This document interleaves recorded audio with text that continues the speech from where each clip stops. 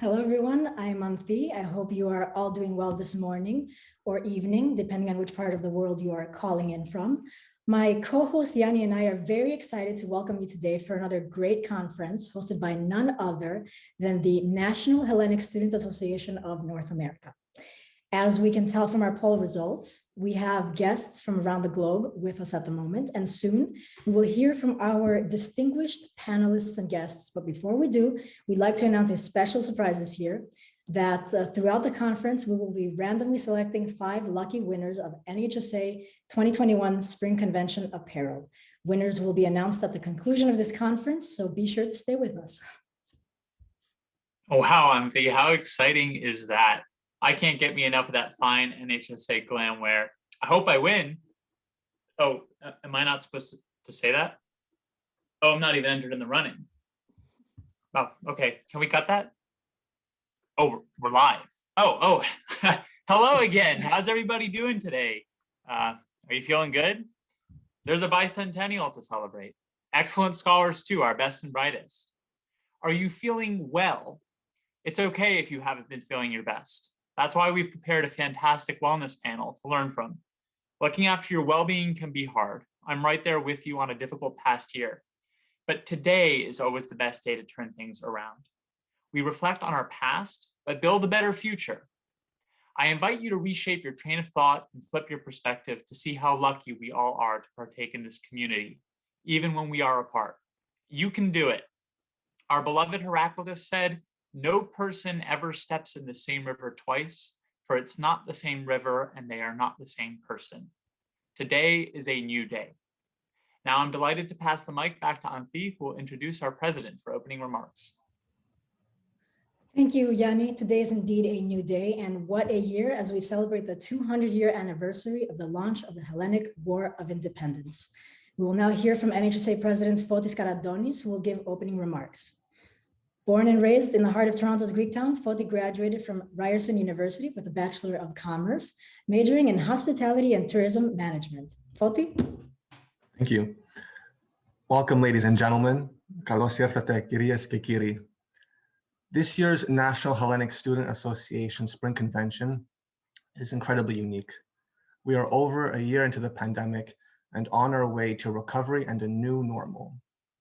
We are also celebrating the bicentennial of the start of the revolution and subsequent liberation of our beloved Hellenic Republic, home to one of the world's oldest civilizations.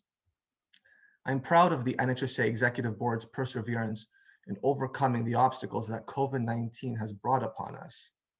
Last spring, we were supposed to host our Toronto convention, which I was especially excited about because I am from Toronto, and I had first heard about NHSA when they hosted their first Toronto convention back in 2012. Unfortunately, a week before the convention, the World Health Organization announced COVID-19 as a pandemic, and we immediately responded with the postponement of our Toronto convention. However, we weren't going to let the restrictions on travel and social gatherings last fall stop us from hosting an informative and engaging event. For the first time, NHSA hosted a virtual conference, which gave us the opportunity to engage our members in a new way. Having a virtual conference allowed us to host speakers from various locations around the world, which in all likelihood will not have been possible with our usual in-person conventions. Building upon our fall conference, we kicked off our 2021 Spring Virtual Convention last night with DJ Seraphim's live stream of Greek classics and current hits. Today, we have the opportunity to discuss an important topic, health and well-being. This topic has never been more relevant than it is today. In addition, our scholarship partner, the Ariston Foundation, will be hosting a student resource panel discussing scholarships and other opportunities for students. And of course, we will pay a much-deserved tribute to the bicentennial of the Greek War of Independence. In line with our convention's theme, it continues to be evident that in order for us to be better, to do better, we must learn from and reflect on the past. And that reflection must lead to action. Only then can we begin to build a better future. Thank you. Sas ευχαριστώ. And now, I would like to introduce Irene Corritsiris, our Director of Communications, to continue the program. Hi, everybody. Thank you for that introduction, Poti, and thank you to everybody for being with us today. I'm going to briefly go over exactly who we are as an organization. NHSA is the largest Hellenic student and young professional organization in North America. We serve as an umbrella to University Hellenic student associations throughout the US and Canada.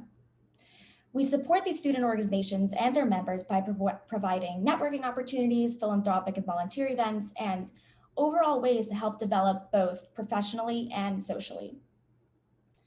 NHSA hosts several initiatives and programs, the largest of which are our biannual conventions. They take place in several cities across North America. In the past, we have hosted conferences in New York, Chicago, Toronto, and COVID willing, we hope to plan one this year as well. The conventions last throughout one weekend, and they allow attendees to network with professionals in their field and develop both as a student and learner. Our goal at NHSA is to help Hellenes develop and build bridges between the Diaspora and Greece. In 2018, NHSA hosted its first beach cleanup in Athens. Our goal was to revive local beaches, and we plan to continue that initiative this summer. We have partnered with the Ariston Foundation to provide merit-based scholarships to support Hellenic students, and additionally, we have directed pre-med students from the US to partake in the CLIO initiative as interns in Greece.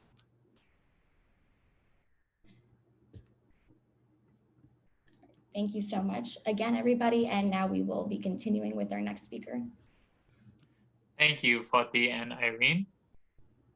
Born in 1967 in Istanbul, His Eminence Archbishop Elpidophoros of America graduated from the Aristotle University of Thessaloniki in 1991 and finished his postgraduate studies at the University of Bonn, Germany in 1993. In 2005, he was ordained to the priesthood by the Ecumenical Patriarch and elected Metropolitan of Bursa in 2011. Later in 2011, he was appointed abbot of the Holy Trinity Monastery on the island of Khalki.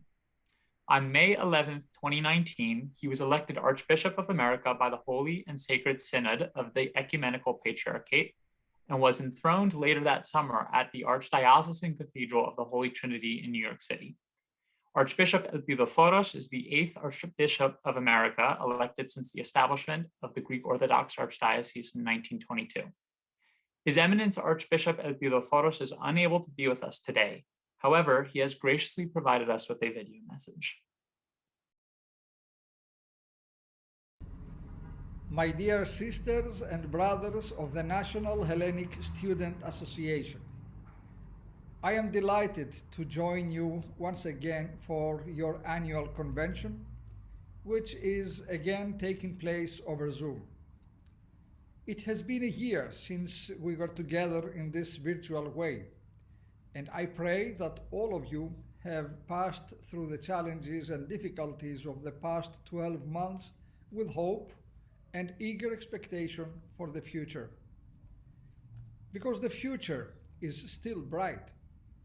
The springtime of the vaccinations has arrived, and we can all be more hopeful that life will resume in more normative ways very soon. Your theme for your gathering, reflection on our past, building our future, is extremely poignant of this year of the bicentennial of the Greek Revolution.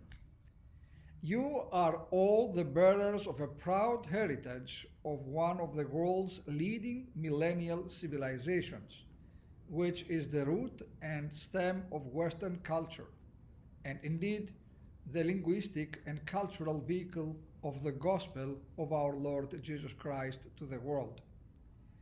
It is a proud legacy that we celebrate and share 200 years after the flag was raised in Patras. The history of the rebirth of Greece as a modern nation-state is both inspiring and instructional. The preservation of the Greek language and culture, the unyielding commitment to our Orthodox Christian faith, and the heroic sacrifices of those who won our freedom are unforgettable gifts to our and to every generation. As you take this time in your lives to increase your academic and professional selves, I hope you will take time to delve into the history of the Greek Revolution and see the lessons that can be learned. Lessons of courage, lessons of persistence, patience, and the faith that it took to build the future of Greece and Cyprus. Remember that the Greece we know today was not fully formed until the end of the World War II, and the Cyprus that we love, an island with a civilization nearly 10,000 years old, did not know its modern liberty until 1960. We must never take this history for granted, but rather be enriched by the knowledge of it. In the histories of both nations, we see how a republic is constructed over time. And just as Plato saw the harmony of the soul writ large in the harmony of a society, you can learn much of how to build your own futures from the stories of our people. I also want to commend the National Hellenic Student Association for your spirit of volunteerism and bring to your attention that through the Assembly of Canonical Orthodox Bishops of the United States of America, over which I preside as chairman, a pan-Orthodox volunteer organization, the Orthodox Volunteer Corps, will be forming this year. I look forward to your possible collaborations in the future because your organization has been in the forefront of supporting the diaspora community and providing opportunities for service. Your experience is invaluable in helping others to join the ranks of those who offer themselves to serve others. In closing, I want to thank you for all your efforts and for keeping your commitment to this wonderful organization. May our God bless you all and grant unto you and your families to arrive in safety and peace at the glorious resurrection of our Lord Jesus Christ. Καλή Ανάσταση.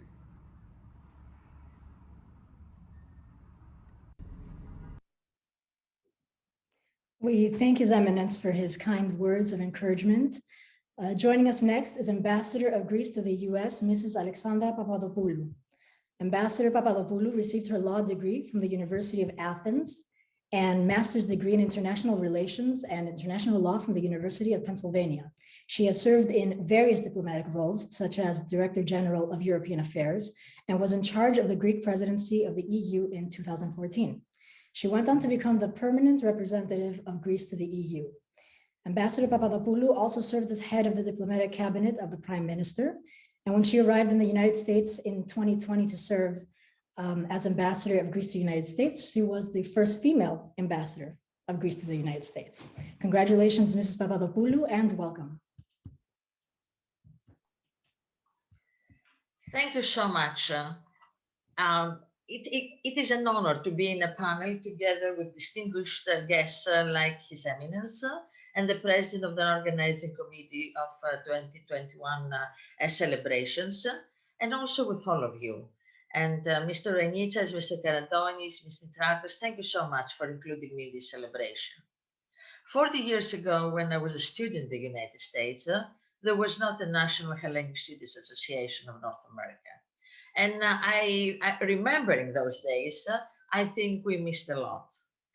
This past month, the celebrations about the 200th anniversary of 1821, they were very touching.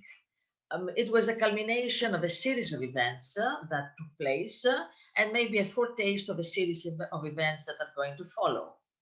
But it was very touching hearing tributes to Greece, Hellenism, from all sorts of American life, from the president to the leadership of Congress to countless governors and state legislators, bipartisan, universities, so many people gave tributes to what it means to be Hellenic. Because in my view, thinking about all that, especially the night when so many emblematic buildings were lit in blue and white, I thought very hard why this is happening, what all these tributes meant. And I came to the conclusion that this is a tribute to Hellenism, ecumenical Hellenism, not the state boundaries of a state, of a country. It's about Greeks and what it means to be Greek around the world. And what it means to be Greek is values, principles, and educations. And what a more prominent organization than yours to promote these principles, values, and education towards the future. Because all of us, your parents, your grandparents, all of us who lived abroad, and I consider myself, that I have lived abroad, not only as a diplomat, but also as a student, and my family living in the United States forever, I think. So all of us, we did our duty and we kept the spirit alive. But our duty is not over until we make sure that the younger generation embraces the spirit and moves it on. So what you're doing today and all the work you've been doing throughout the year is a testament to our belief that this spirit, these values are going to go on to last and be a part of the celebrations in another 100 years. The Greek-American relationship is very strong. It's very strong because it is built exactly on these foundations, on the foundations of values and shared principles and shared goals. I tell to a lot of the people I speak with that the United States and Greece have always fought shoulder by shoulder. In 200 years of history, we were never enemies. We were never on different camps. We were always on the same side of history.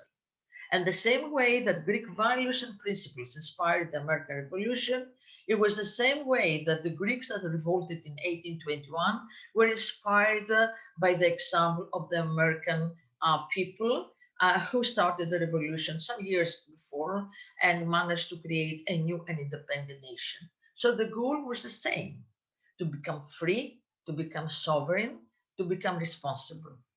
And in the 200 plus years that ensured, Greece and the United States always were in pursuit of these goals and in defending these goals. Today, our relationship is stronger than ever, since I remember, ever before. We live in very uncertain historical times. We live in transitional historical times. So the challenges are higher and the stakes are higher.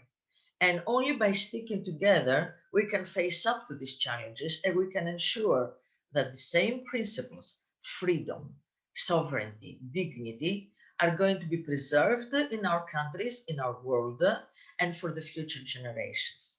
Thank you so much for including me in this celebration. Καλή επιτυχία σε ό,τι κάνετε και ελπίζω να είμαι μαζί σας όταν θα έχετε μία συνάντηση διαζώσης.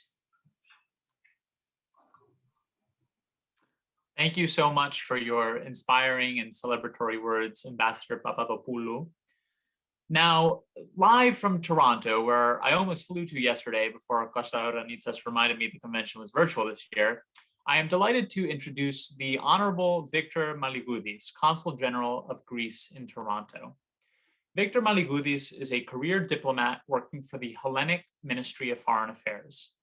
Prior to his current position, Mr. Malihudis served since November 2016 in the diplomatic cabinet of the Deputy Minister of Foreign Affairs, responsible for Greeks abroad.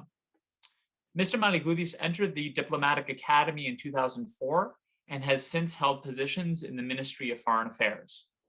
Prior to his appointment as the Consul General of Greece in Toronto in 2018, he served as the Consul and Deputy Head at the Consulate General of Greece in Istanbul.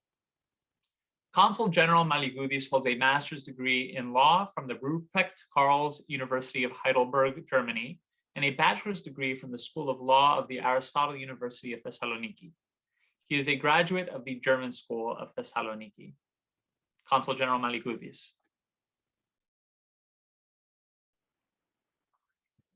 Thank you. Καλημέρα από Toronto, Your Excellencies, Κύριε Ουρανίτσα, Κύριε Καραντώνη, everybody else on the organizing committee. Let me start first of all by thanking you for inviting me and by extending our best wishes for the success of this conference, both on behalf of this mission, but also on behalf of our ambassador here to Canada, Ms. Athanasiadou, who could not be virtually here today with us. As previous speakers have alluded to, His Eminence, Her Excellency, this conference this year coincides with a big celebration. It's the 200th anniversary from the outbreak of the Greek struggle for independence, a struggle which led to the establishment of the modern Greek state. And of course, as such an occasion offers the opportunity to revisit that past, the whole historical era, and perhaps also take stock of the remarkable historical trajectory on which Greece has embarked ever since. And indeed, to this effect, there were many events that have been taking place all around the globe, and Canada could not be an exception to that, of course. And if I may just mention one, just because it happens to have been produced here in Toronto, and I was asked to offer the Canadian context in this conference, is a wonderful series of podcasts produced by the Hellenic Heritage Foundation, which, as you very well know, is a Greek-Canadian organization based here in Toronto, but operating Canada-wide. They have produced a wonderful series of podcasts highlighting various aspects of the Greek Revolution, which I would like to invite our viewers today to explore if they haven't done so already. But this was, of course, not only it. On Independence Day itself and on the eve of it, we saw various iconic landmarks all across Canada be illuminated in the colors of our Greek flag, blue and white. And from Halifax to Calgary to Vancouver, in our jurisdiction here, Niagara Falls, the iconic CN Tower. And what I can say is that I think this speaks volumes about the Canadian authorities at all levels of government were not just very accommodative. They supported this request with enthusiasm. And I think that speaks volume of how much they value the relationship to Greece, but also the relationship to the Greek Canadian community here, which, as you know, is sizable, it's very big. One thing I would like to highlight in that context is a prevailing feeling, a prevailing sentiment amongst our compatriots here in Canada. One could definitely tell there was pride, of course, in being Greek, in Greece, in our home country, Greece, and in everything it has accomplished in its past 200 years. The fact that today it's a modern democracy, a state with rule of law, respect for human rights, a beacon of stability and prosperity in a wider geopolitical area which encompasses the Eastern Mediterranean. But I think there was also a feeling of pride in being distinctively Greek Canadian. Right? In other words, in having the blessing or the privilege, if I may say so, of being born and being raised in a country which doesn't just acknowledge their rich heritage, it actively encourages them to explore it further, to project it, to put it into use for the benefit of the Canadian community at large. Because after all, as Ambassador Papadopoulou has very rightly pointed out, Hellenism is about universal values, and we all share them. Now, that being said, I don't want to, I promised I would respect our time frame that was allocated to us, but I would not want to forego on one opportunity since we are addressing ourselves to so many students, both in Canada and in the US. I would just like to bring to your attention that Greek universities have as of late been much more outward looking. They have started offering courses in English at all levels, postgraduate, undergraduate, but also more compact, more concise, shorter term academic modules that can be very nicely incorporated in your home curricula. And I would like to invite you to explore that opportunity. Now, that being said, again, thank you very much for the invitation. I very much regret the fact that this convention did not take place as initially planned with physical attendance, physical participation here in Toronto, but I very much hope that Fotis and his team will be able to be hosting in the very near future to the next conference. Thank you very much.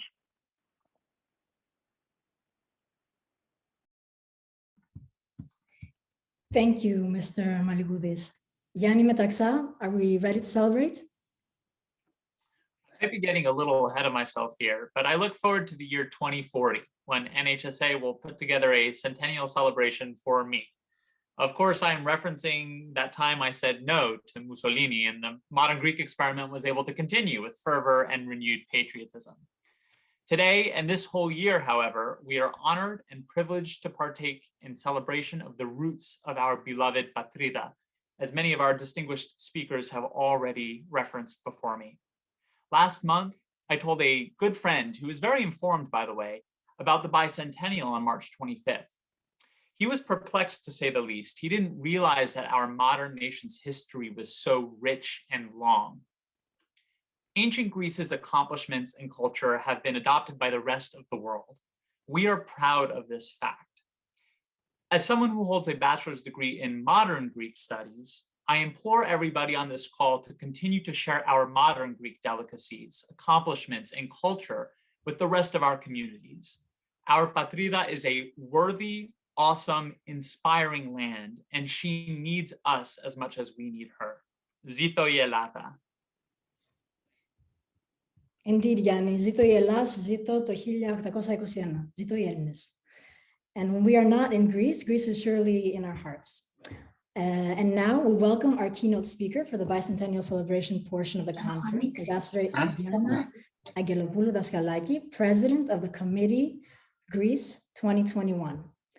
Mrs. Yana Angelopoulou is an attorney, ambassador at large of the Greek state, and best-selling author. She was elected to the Athens Municipal Council in 1986 and was elected to the Greek Parliament in 1989. In 1996, Prime Minister of Greece, Kostas Simitis, appointed her to lead the country's campaign to host the 2004 Olympic Games as president of the Athens Organizing Committee.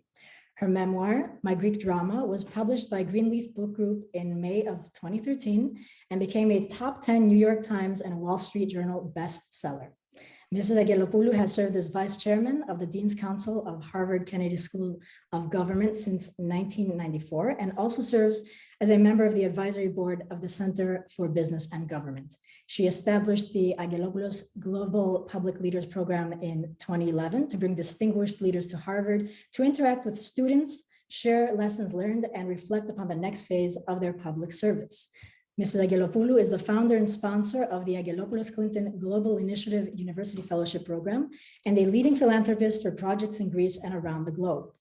In 2019, Greece's Prime Minister Kyriakos Mitsotakis appointed her as president of the Greece 2021 Committee in charge of the celebrations of the 200 years since the Greek Revolution and the birth of the modern Greek state. Mrs. Angelopoulou, we welcome you and thank you very much for joining us.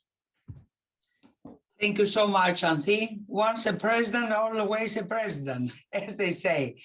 So, dear President and members of the National Hellenic Students Association of North America, αγαπητοί μου φίλες και φίλοι, είμαι σίγουρη ότι πολλοί μιλάτε ελληνικά τόσο καλά όσο και εμείς. Your Eminence, dear Ambassador Alexandra, I'm delighted to address the annual conference of your energetic institution that represents an important, dynamic part of the Greek diaspora. I'm delighted to speak to you, the members of this dynamic association, students and young professionals who unfold your potential and talent in an exceptionally vibrant and creative part of the world, and who, through your individual achievements, directly or indirectly, can contribute to the economic and social development of your motherland. 2021 is a symbolic year for Greece, marking the 200 years after the revolution and the starting point of the modern Greek state, as you mentioned before, something that not everybody knows, but will instruct him or her to know. It is also a fact that the revolution of 1821 was a pivotal event for European affairs and for the intellectuals at that time. It triggered the collapse of the Ottoman Empire and inspired other peoples to seek their national awareness and claim their freedom. This year, we celebrate not only the founding act of our freedom, but also the 200-year-long journey of modern Greece. A journey of many successes, but also some failures, triumphant moments, and setbacks, which led to what Greece is today, a modern, a democratic state, an active member of the core of the European Union, a strong advocate of international law, human rights, moral values, and individual freedom. At the same time, the emblematic milestone of 200 years after the revolution invites us, what else, to envision the future, to look ahead and assure the smooth continuity of this very exciting journey. So, despite present difficult circumstances, due to the pandemic, this is known to all of us and its repercussions, we will honor our landmark anniversary in the way it deserves throughout the entire year. It's not only the 25th of March, through the entire year till the 31st of December of 2021, fully aware of the circumstances and the task at hand. Over this journey of 2 centuries, modern Greece has forged relations of collaboration, mutual support, friendship with many countries and their peoples, based on shared historical and cultural paths, and reinforced by common concerns and interests. A shining example of this approach is our ties with the United States of America and with Canada, the 2 countries which you live and work in. It is a relationship that begins with the influence of ancient Greece in America, passes through the Philhellenism of the 19th century, and has strengthened during our time based on our belief in common values and ideas, and of course, on our solid and uninterrupted ties with the Greek diaspora that works and excels in the USA and Canada. To celebrate that bicentennial of the revolution, the Greek state established the National Committee Greece 2021, whose objective is to coordinate the anniversary projects and events. To accomplish this mission, we at the committee have made 3 core strategic choices. First, the first one was to avoid the project's central planning, not to assign it to a group of so-called experts, but to co-shape it with the Greek society by giving everyone, literally everyone, the opportunity to submit proposals through the committee's electronic digital platform. Consequently, local governments, organizations, museums, universities, schools, institutions, involved active citizens have submitted, keep your breath, 1,827 proposals. Our second core choice was to highlight and amplify the message of the anniversary. We spread the projects and events chronologically throughout the whole year, beyond the emblematic anniversary of March the 25th, and also geographically, by not limited events only in major Greek cities, but instead throughout Greece and around the world, in the centers of Hellenism. Finally, our ambition was the anniversary projects to not focus solely on the historical past, but also to open a window into the future. To use the anniversary as a motivation for projects that leave a legacy for tomorrow and allow local communities to improve their daily lives. Infrastructure projects, urban mobility, digitalization, alternative tourism, etc., etc. As you may know or don't know, it's a time to learn about this. The committee does not receive state funding because it was by choice. From the beginning, we decided that the state budget should not be burdened further after a decade-long crisis that brought the country to its limit. And that was, I point out, even before the pandemic came in our lives.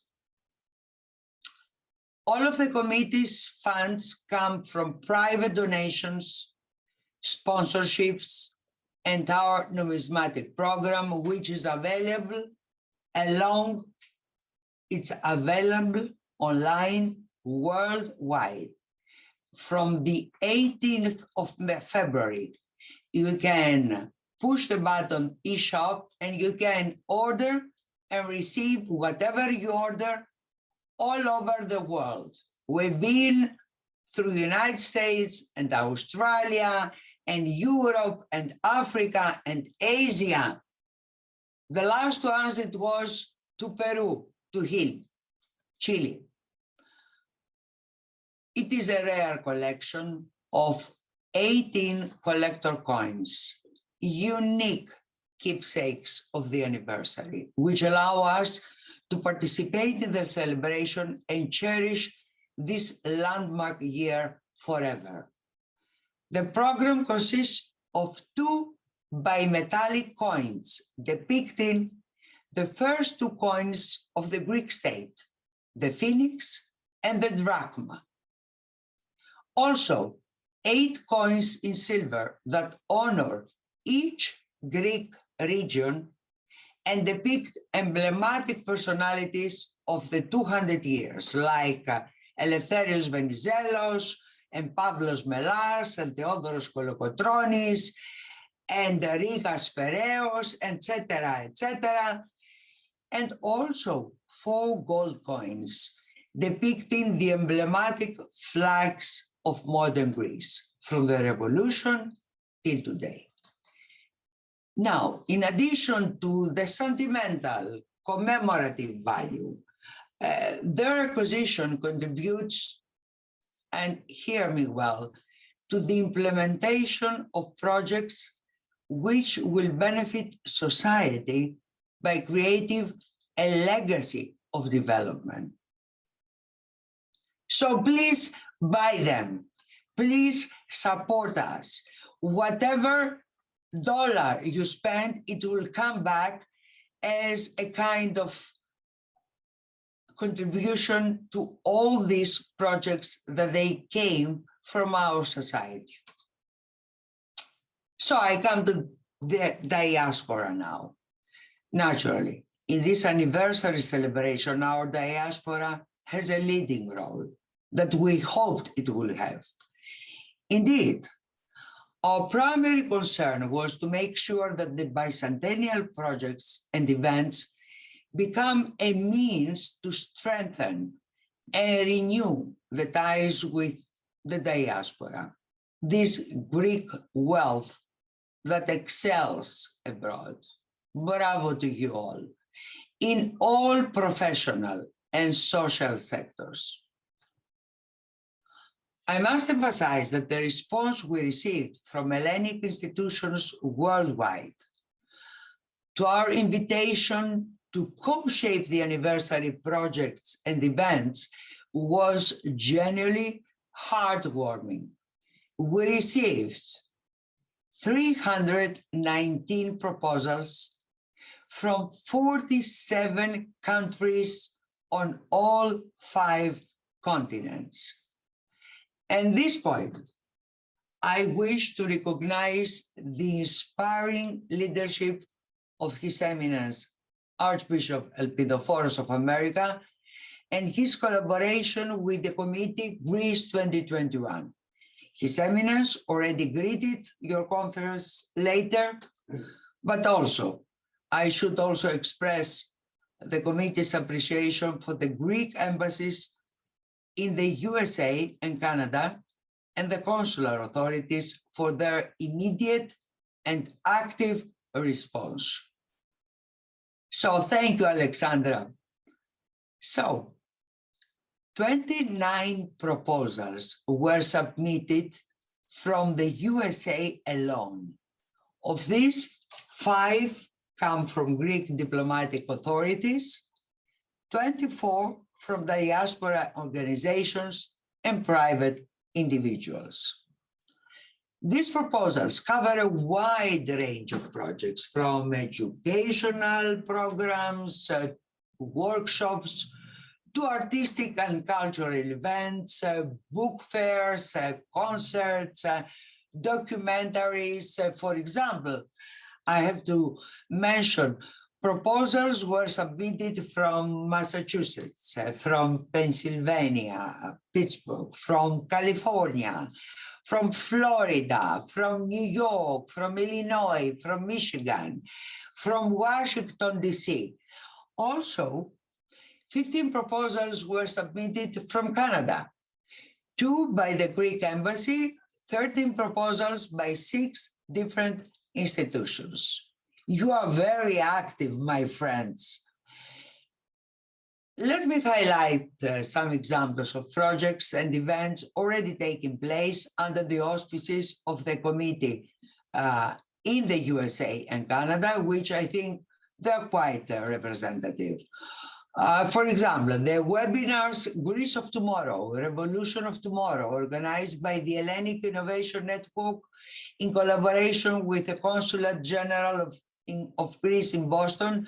Thank you, Stratos Efthymiou, the Proxenos, with distinguished Greek scientists, MIT professor and member of the committee's assembly, Konstantinos Daskalakis, and MIT professor Fotini Christian. Also, the Bridges of White and Blue project, which aspires to document the descendants of the revolution fighters who now live in the region of Western Pennsylvania. Finally, a series of podcasts titled The Idea of Greece 1821 by the Hellenic Heritage Foundation in Toronto, which research specific periods of the revolution, shedding light on people and events. I think it's clear that the bicentennial anniversary presents us with a unique opportunity to reintroduce Greece to the world, and indeed to ourselves, without tensions, biased positions, or exaggerated self-deprecation, and to move forward with reinforced self-awareness and confidence. It is exactly in the context of promoting our country that we need to highlight its assets and capabilities. Our assets, our capabilities, strengthen its potential to make Greece attractive for investment and innovation, and secure its position in the new centennial, the third centennial of its modern existence, many of the events under the committee's auspices, such as the event Connect the Dots, organized by Ambassador Payat, the US ambassador in Athens, and the Hellenic Initiative, follow this direction. In this event, it's very interesting, leading figures from the United States world of business will advise young Greek entrepreneurs on helping the country in its endeavors toward further development. The same can be said about two anniversary projects organized by the committee itself. The International Forum Greece in 2040, 20 years from now, and the establishment of the Institute of Artificial Intelligence and Algorithms. The forum, the first one, fully funded by ourselves, will set up a valuable compass, a pyxida that will help navigate the country through the challenges of the coming decades, while the Artificial Intelligence Institute will put Greece dynamically on the map of global innovation. It's Konstantinos Daskalakis and Christos Papadimitriou, who were the soul, the inspiration behind it. So today, I would like to invite all of you, now in the most creative phase of your life, and also fortunate to operate in a highly developed and competitive environment, to become ambassadors of the third centennial of modern Greece, of a country that offers a warm, a welcoming, a dynamic environment for personal and professional growth, quality of life, and social integration. A country that can become an attractive destination for new businesses and professionals, and where the new generation of professionals will enjoy a prominent role. So, let us celebrate Greece, την Ελλάδα μας, and make this milestone anniversary an opportunity for the future. I thank you all very much for the invitation. I thank you for your values. I thank you for what you offer to Greece, for how you highlight what is the value of today of our Greeks. And I wish you truly, from my heart, great success in your personal, in your professional goals. God bless us all. God bless την Ελλάδα μας, the United States of America, and Canada, and you all. Thank you.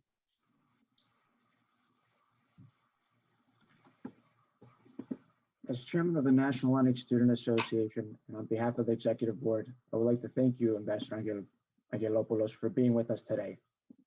NHSA is co-sponsoring an initiative called Greece 200, which is a young adult committee established with the mission of honoring our past by building our future. Our programs, intended for young adults, have ranged from discussions on historical events to cultural workshops. The capstone of this initiative is to create a monument commemorating the Hellenic genocide. Through Greece 200 and NHSA, we look forward to continuing to work with you and to celebrate Greece's bicentennial. Once again, I would like to thank you for being with us today, and I'd like to turn it back to our MCs to continue our programming. Thank you, Costa. And Thank you, Mrs. Thank you, ma'am, for your wonderful talk. I really enjoyed your 3 core strategies of what you're focusing on. I think that they're very important and a really great way that we have identified how we can celebrate our past while looking forward to our future. Moving forward, you know I love a good quote, and you know I'm also looking forward to learning how to improve my well-being. Hippocrates told us that walking is man's best medicine.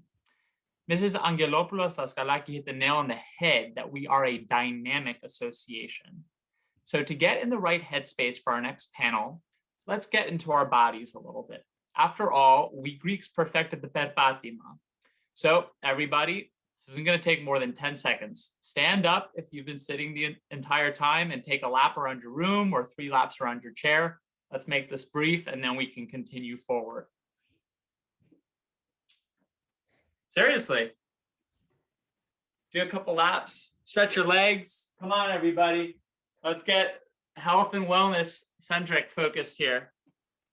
Okay. I hope you enjoyed that. All right, Yanni. And speaking of Fatima, which is great for well-being, I'm delighted to introduce our health and well-being panelists with us at this moment. Beginning with Ms. Artemis Kojas. With 2 degrees and a strong background rooted in psychology, one could say that Ms. Artemis Kojas knows people. She has a highly personal approach to public relations in every aspect, from the first meeting with a client to the desired end result. Drawing on a decade of retail experience owning her own shop, Ms. Kojas knows the ins and outs of the world of product promotion, strategic collaborations, events, communications, and branding. Ms. Kojas has been a lifelong philanthropist and skillful connector of people and businesses behind a cause of choice.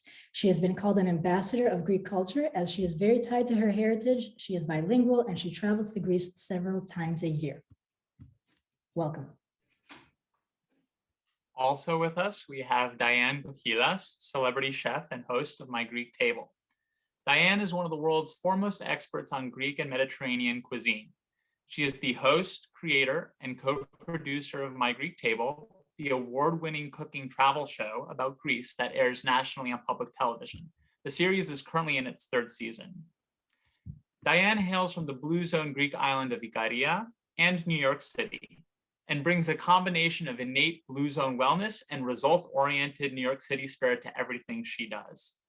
She is an award-winning author of more than 18 books on Greek Mediterranean cuisine and runs the Glorious Greek Kitchen on Ikaria Cooking School every spring and fall on the island. Diane also organizes culinary excursions and walking tours in Greece and cooking classes throughout the United States. She has been on the forefront of bringing healthy Greek and Mediterranean cuisine to an American audience for more than 25 years. Diane has been a consulting chef for many of the top Greek restaurants in the United States, and for years has worked with university dining services at Harvard, Yale, and UMass Amherst to bring healthy Mediterranean cooking to student dining halls. She is a frequent speaker at the CIA and other major culinary institutions. We're very blessed and fortunate to have Diane with us today. Yes, thank you very much for joining us. And up next, we have Christina Maria Hedrick, a graduate of the University of Virginia with a degree in history. Christina is the founder of Yamas, a lifestyle brand and workshop series inspired by the traditions of wellness and self-inquiry embedded in Hellenic culture. With a background in writing and digital marketing, her work attempts to bridge the gap between our increasingly digital realities and tactile experiences.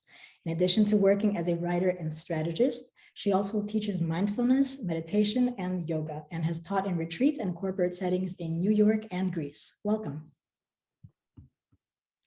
And to round out our panel, we have Matthew Yanitsos, who is an Equinox Tier 3+ certified personal trainer and certified functional strength coach in Bethesda, Maryland. During his time with Equinox, Matthew has worked with a wide variety of athlete and general population clientele, specializing in functional exercise, strength and conditioning, injury prevention and rehabilitation, and is certified in pre- and postnatal exercise methods. As a Tier 3+ trainer, Matthew offers nutritional coaching by way of his certification in precision nutrition.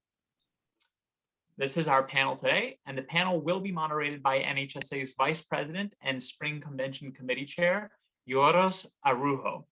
Yorgos lives on Long Island, New York, and is a recent graduate of Adelphi University with a Bachelor of Science in Molecular Neuroscience. Thank you, Yanni and Anthi, for the introduction. I would like to thank our panelists for being with us today. Considering everything that's going on in the world, it has become even more important to focus on our health and well-being. Being conscious of one's health and well-being is imperative to their life and future success. This is for the attendees. If you have any questions throughout the panel, please message them to Konstantin Uranitsas, and we'll have a chance to answer the questions at the end of the panel. So, without further ado, I would like to start off with a general question to the entire panel. Given the global health crisis, what have you been doing to remain mentally strong, active, and connected with your friends and family? And anyone can answer this one. Yes, Diane. Eating very well. I'm lucky I live in Greece, so we have access to amazing produce and generally really good food. So I've been I was in New York for part of lockdown last year around this time for 4 months, and basically lived on a diet of bagels and Netflix. And when I came back to Greece in May of last year, I realized there's been a lot of information now about some of the underlying health issues involved in getting really seriously ill from COVID, and obesity is one of them. So I think I really, in my own life, started to implement a pretty strict, not strict in a sense, the sense of abstention, but just really careful about what I was eating and what I was putting into my body. So a lot of fresh, seasonal, a Mediterranean Greek diet, fresh food, seasonal food, a lot of plant-based food. So I think that's something that's something that Greece has to offer the world. This incredible variety of great main course vegetable dishes. Perfect, thank you. You're welcome. Does anyone else want to add a little bit? I think I would add that I was never a huge athletic type of person, but over the past year, I've been exercising a lot more. Suddenly, I think also I've been eating healthier by default because the restaurants have been closed. And so I'm a very social person. I haven't been out drinking alcohol as much. I'm in Greece now, so restaurants have been closed in Greece since November. Dying to get back to a restaurant, but I've been exercising almost every day of the week. So I always am doing something for myself. That's perfect. I agree. I think exercise is very important to like keeping mentally strong. Christina or Matt, did you want to add anything? Matt? I'll take the baton from here since we brought up exercise, and that's my domain. It's nice to meet everybody, by the way. So I keep on myself muted because I might be the only speaker with the soundtrack. So sorry if the music's a little distracting, but it is kind of going on here in the background. So yeah, my personal experience, I don't think that I did anything different from anybody else. I'm a personal trainer. I champion strength training, as part of enabling a healthy lifestyle. But not just as it applies to how we build our muscles or increase performance, but how we live a high performance lifestyle, right? And engaging ritualistically with something like exercise is something that helps express ourselves, right? And so while a lot of us had a lot more time to do that, depending on if you had more time at home or not.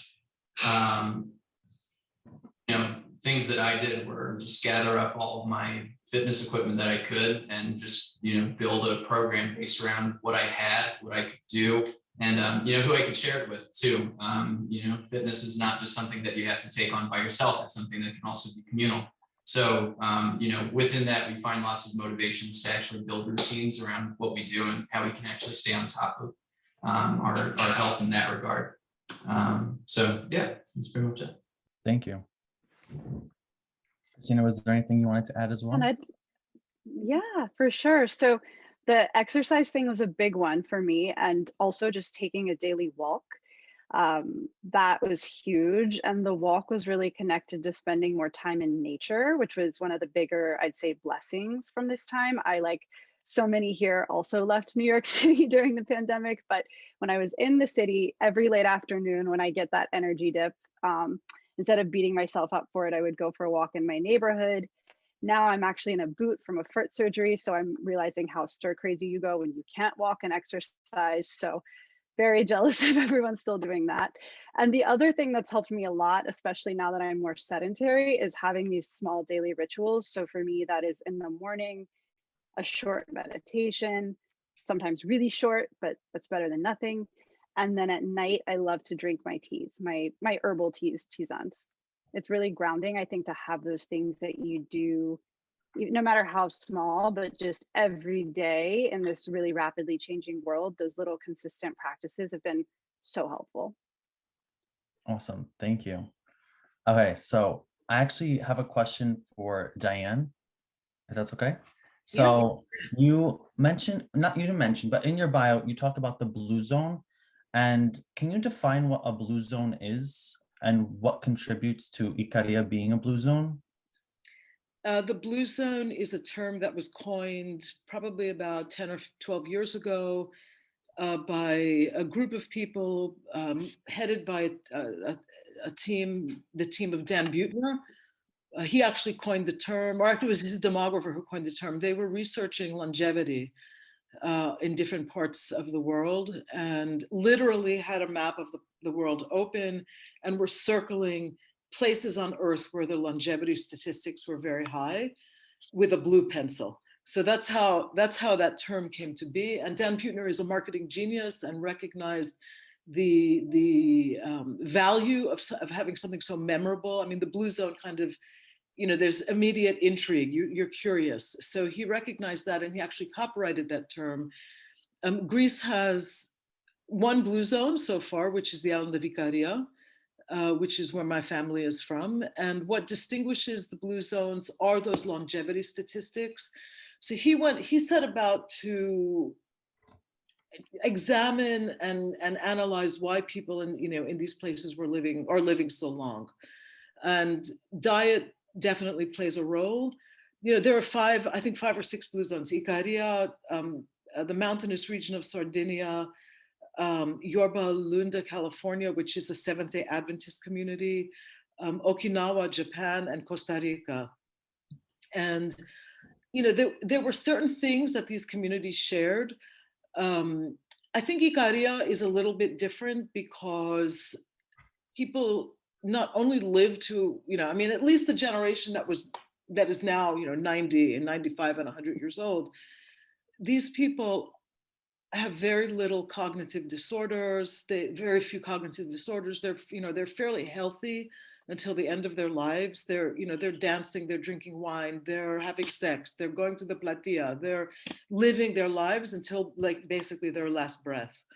And I think that social aspect is something that maybe distinguishes Ikaria from other cultures. I mean, the Japanese are much more conservative in their social life. So that's essentially what the blue zone is. It's pockets of longevity around the planet. And I can continue to talk about why, or some of my theories as to why Ikaria seems to be one of these places. It's a complicated story, but it's also a very easy story because the island has always been historically insignificant, of no import whatsoever to anyone. It's been out there on its own. It wasn't a trade post. There were no natural ports. It was always kind of forgotten. And what that essentially did was created a culture of incredible solidarity among the islanders, which translates to really incredibly profound communal feeling.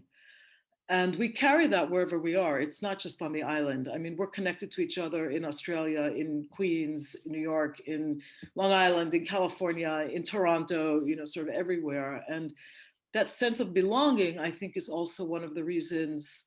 People like to say that Icarians have no stress, and we don't live by the clock, and we don't have the same value system in terms of acquisition. So that's not a, you know, we're not interested in a bigger car and a bigger this and a bigger house or whatever. We're more interested in living day by day and enjoying the moment.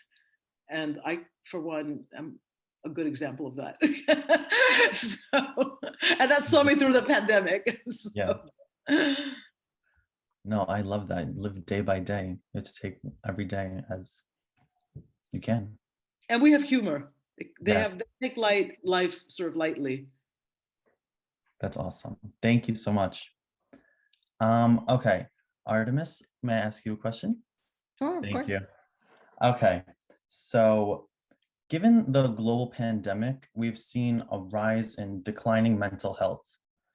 What recommendations do you have for people trying to cope with various effects of COVID-19 on their mental health?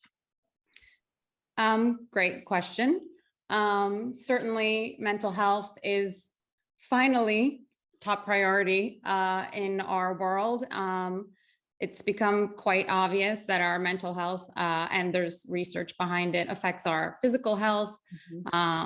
So it's super important that we make sure that, you know, we feel good in our minds as well as in our bodies, and they're interconnected, right? That's not something that we learned in school, at least not when I was going to school. So, you know, it's something that is a fairly new concept that we're talking about. So I think that like a few things that people can do is, number one, think about and maybe even write out, like journaling is a great thing to do now that we're home. But if you're feeling stressed and anxious, write down what are the things you can control and what are the things you can't control. So like in our control, for example, is how much social media we consume or how much news we watch. Especially in the beginning, I was, you know, reading everything, and I realized that that was making me sort of like really anxious and stressed. The fear of what was going to happen, of how long this was going to last. And then later in the pandemic, watching people on social media, you know, you can't help but compare, like, they're being so productive, I'm not being as productive, and like being really hard on yourself. So there's, you know, you have to sort of like know how much you can control, how much you can't control, and make good choices for yourself. If you're limiting social media and limiting the news and writing out the things you can control, and not worrying about the things that you can't control. And also, I think be kind to yourself. You know, I think we've been really hard on ourselves about how productive we need to be while we're at home. You know, how we should just still go on with our lives as if nothing is happening. But we're all living this much higher anxiety and stress level. So first, be kind to yourself and say, we're in a pandemic. This is, you know, something unprecedented. And we're all feeling the effects of that. And then find some compassion, if you can, in that for the other people around you, who are also going through the same thing. We're all tired. We're all a little bit more stressed. So that's, you know, the first sort of tip. What can you control? What can't you control? Second, stay kind to yourself and to others if you can. And then I think it's really important to find support. Support is a huge thing that we talk about. And for everybody, that's going to look different. I challenge you to think of support in sort of a much larger, bigger picture way. Some of us have a lot of close friends and relatives. We're Greek, and at the end of the day, you know, and we may have a lot of interaction with them, but there's a lot of support that we get elsewhere that we may not think about. And there's like, you know, support of your neighbors, support of your spiritual organization, support of your yoga group, whether it's online now, you know, or not. There is teaching, there is reading, and then certainly if you're feeling like you're getting to a point in your mental health where things are impeding your life, like maybe some red flag things, like you're not sleeping at all and all of that, get some professional support. New York State had COVID coping circles for free online. You could just talk to other people like you who are at home by themselves, or maybe, and connect with other people that are having sort of similar worries and things that they want to talk through. Thank you. I agree. I think social media and the news, that's stuff that you really need to limit, because once you start watching too many things, like it gets all in your head and you start thinking too many things, and it really raises your anxiety levels. But thank you so much for sharing that. Thank you. Sure. Thank you. Christina, I kind of want to piggyback kind of off of what Artemis was saying. What would you, okay, so you talk about meditation and mindfulness. So can you describe like the benefits to that? Of course. So firstly, meditation, mindfulness, two different things, but kind of go in tandem together. The benefits of being more mindful, if you will, are manyfold. So to just sort of define it, because I know we probably have a really big variety of people in the audience and what that might mean to them, but being more mindful is essentially being more present. And that's not an esoteric, crazy thing, although it can be, but it's just you are all there with whatever it is that you're doing. Meditation can help you cultivate and sort of build your muscles of mindfulness, if you will. So I would say that, the benefits then of both of them are very similar. To speak to specific studies, mindfulness and specifically programs such as MBSR, mindfulness-based stress reduction, have been shown, clinically to help with everything from, so of course there's anxiety and stress, PTSD, sleep disorders, addiction is a big one, but then it goes really big into the body. And this is what I love, is how it helps us see that whole like mind-body dichotomy isn't really a dichotomy, it's all one thing. So everything from GI issues, cancer, cholesterol, anything that's sort of affected by your state of mind, being more mindful and meditating and to cultivate a more mindful state will help you get there. Thank you. So you were talking about during the beginning of the pandemic that you would go on walks and you wanted to feel yourself around nature, and you found that super important. So like, how can you recommend to incorporate mindfulness and meditation into our daily lives? Ooh, I love this one. Because I think sometimes the self-development world and Instagram makes it seem like it's this other thing you need to do or add.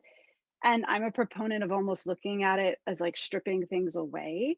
So for example, you can be more mindful at mealtime, put your phone away. Step number one, be all there, be present. I think this is something that Greeks are so good at doing, and is probably linked to why people in Ikaria live forever, is when they're eating, they're likely all there. They're taking their time. They're talking about the sensations and the flavors and the smells. So again, just being present with what you're doing. If you're taking a walk, try not to, I actually love to take walks and talk on the phone. It's a fun way to do that, but also just go for a walk by yourself. Maybe ditch the phone, leave it at home, smell things, notice things. And if you actually do a mindful walking exercise, you'd be surprised at how almost exhausting it can be when you're really staying in your body and noticing everything. Even just noticing like, okay, my foot is on the earth, one after another. And it might sound really weird, but we live in a culture that I think really disembodies us and keeps us so up here. I'm certainly very guilty of it. That's why I got into all of this. So just really being in your body, dropping in and dropping into your senses. So again, it doesn't have to be something that, you can do courses. Courses are amazing. I'm a big proponent of that, but you don't need to read 80 memes and do a bunch of courses and this, that. I think also a lot of the things Artemis said are just things I would say exactly, so beautiful to be compassionate with yourself as you're doing it. So you're not judging yourself, like, am I meditating properly? Am I doing mindfulness right? Like, that's not the point. It's not to beat yourself up more. It's to actually just be more in and of the world. Thank you. I love that. Thank you again. Matt, I want to ask you a question because it kind of ties back into Christina and Artemis and also into Diane. Since you're in exercise, I'm sure everyone has tried to find time to do exercise throughout their day, like incorporate in their week. So what drives you to maintain a healthy lifestyle and a workout routine? That's an awesome question, and it's one that I often ask people, is what is their motivation? So just before I launch into that, I think you touched on something really important, because everything that, we're talking about here does tie into itself, right? And that every panelist here on this discussion is part and parcel of a larger conception of health, and, all of these things fit together like a puzzle. So I don't know, if all of you guys are familiar with Equinox's approach, but, I will kind of tout the company here a little bit, in that, Equinox's ethos to well-rounded approach to fitness comes from three pillars of movement, nutrition, and regeneration. So within movement, we have movement behaviors and strategies that, somebody like me will help incorporate. And, this extends from helping somebody exercise on a large scale, or, improving their quality of life by removing acute injuries, and just kind of helping them stick to the routines that they want to stick to. Nutrition, obviously is that, nutrition enables a healthy lifestyle, proper portioning, proper hydration, but then we also have room for adequate quantity and quality of sleep in there, and adequate stress management. So, all these things contribute nutritionally to, how our body is functioning. And then in the regeneration camp, we do have things like mindfulness, meditation, and making time to engage with those activities regularly so that we can keep the neuromuscular system fresh, ready to move, reduce cortisol levels in the body, so it's a global approach to how you are improving yourself as an individual. Like I said, we're trying to enable high performance lifestyles. I'm pretty sure everybody listening in right now is looking forward to something like that, because, you're all young professionals and whatnot. So, give yourselves something that's going to actually help you stay healthy so that you can help yourself and help others. And, when we're talking about motivation, it's a key word that we get to. And I think it's really useful to just kind of quickly define, like what exercise is. And I touched on this a little bit before. So exercise is movement, and we can look at movement in two ways. It either helps us complete a task, some function of the body that assists in task completion, but it's also an expression of the self. So, our desire to move then has to be kind of innate, and, those things can be unique to us, or what we would call an intrinsic motivation. And so intrinsic motivators might be the way that we feel about ourselves, and as far as what we know we can do well, so a celebration of what we can do, or where we know we can improve. And we tend to find intrinsic motivators to be more like fertile ground for lasting behavior change than most extrinsic motivations, which are things like, external to the body, like products that we see, pressures from the outside world, or rewards that we get from other people, things, places. So in essence, your personal narrative is going to be what determines how you form your conception of the self and the decisions that you make, because those things are always present within you. So, when it comes to staying motivated to exercise, it takes some degree of reflection and a degree of honesty with yourself to uncover why you should choose to make healthier choices, and ultimately how we choose to express ourselves through movement. So, for example, when we determine a plan for a client's exercise routine, we don't just take into consideration their specific strengths, limitations, and opportunities for improvement.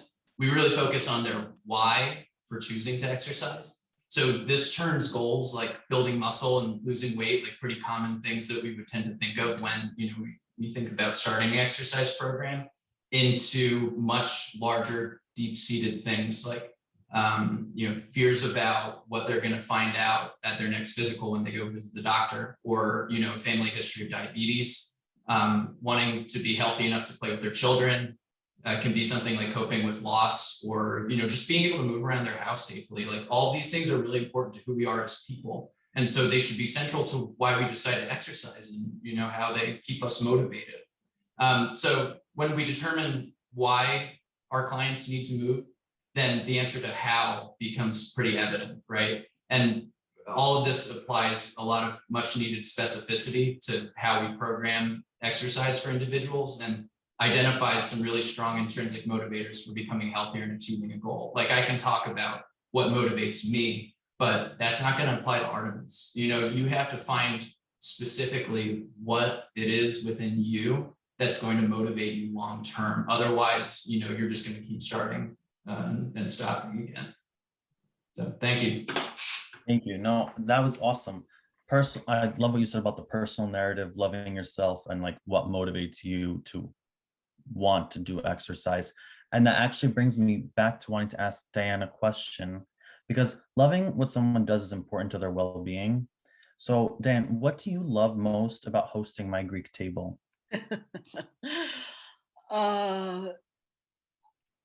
What do I love most? I love, on a personal level, I love the teamwork, but I also love the idea of having a vision and seeing that come to fruition. In other words, it's sort of my love song to Greece, my personal love song to Greece.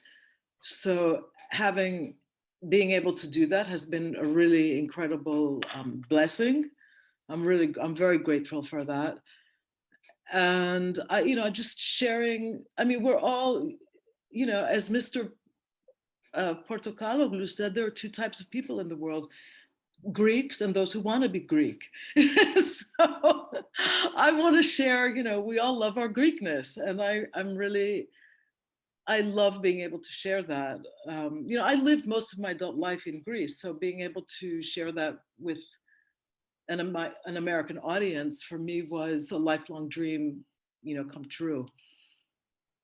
But can I add one thing to what Matt said? Because I was thinking about, I was listening to you very carefully, and about the choices and why, choosing one thing over another. And, I think something that I've come to realize in the last maybe 6 or 7 months, and this ties in a little bit to what Artemis was saying,